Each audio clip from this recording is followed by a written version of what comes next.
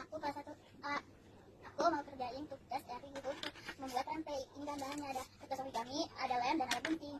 Ya, kita buat gunting aja lah. Ting. Pertama kita ikat jadi dua.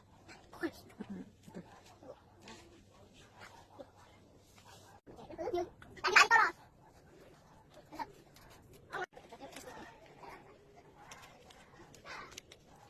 Terus kita potong sesuai garis ya.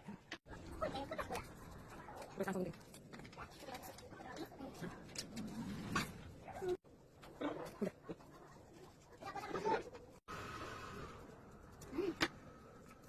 Masukkan dulu.